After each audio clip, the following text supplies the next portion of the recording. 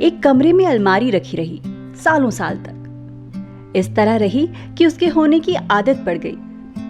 किसी के होने की आदत ही ऐसी होती है कि उसके होने या ना होने के बीच फर्क मिट जाता है। एक दिन घर लौटा तो अलमारी नहीं थी। कमरा पहचान में ही नहीं आया। घर वालों से पूछा तो उन्होंने बताया कि बेकार में अलमारी जगह घेर रही थी, इसलिए स्टोर रूम में भिजवा दी। बात सुनकर लगा कि यह काम तो पहले हो जाना चाहिए था। अब कमरे में एक मेज या किताब का रैक रखने की जगह बन गई है। कितनी किताबें दीवान के अंदर पड़ी हैं, अब पहुंचकर बाहर सजाई जाएंगी। रात को खाना खाने के बाद बिस्तर पर लेटा तो कमरे का नक्शा अजीब सा लगा, कुछ ऊबड़ खाबड़ सा। अलमारी नहीं थी। उसके हट जाने के बाद जो जगह बची थी वो वाक्य के बीच किसी रिक्त स्थान जैसा एहसास करा रही थी। फिर मन को समझाया कि सालों से कमरे के भरे भरे होने से आदत पड़ गई है। खाली होने पर अजीब सा लग रहा है, इसकी भी आदत हो जाएगी। एक दो दिन तक कमरा किसी और का ही लगता रहा।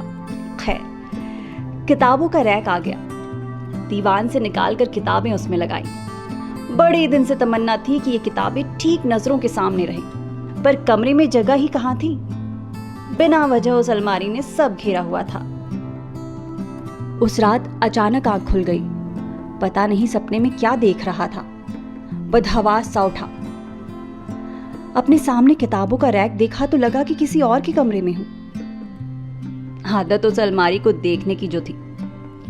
कम से कम 2 मिनट बाद समझ सका कि मेरा ही कमरा है। यह अजीब सी बात थी। जो अलमारी इतने सालों से कमरे में थी, उसके होने का कभी एहसास ही नहीं किया। अब जब वो नहीं है तो लगा कि कमरा ही उसकी वजह से पहचान में आता था। अगले ही दिन स्टोर रूम से अलमारी उठा लाया, रैक बाहर निकाल दिया।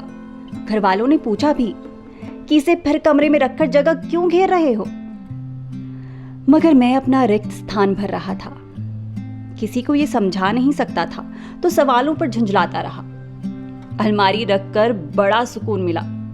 रात को जब भी आंख खुली, कमरा अपना ही लगा। सवाल शायद अलमारी का नहीं, उस आदत का था जो उसके होने से बन गई थी। ऐसा ही किसी इंसान के साथ होने पर रहता है। वो होता है तो बस होता है, कोई ज्यादा फर्क नहीं पड़ता। लेकिन नहीं होता है तो खालीपन हमें ही बेचैन करता है।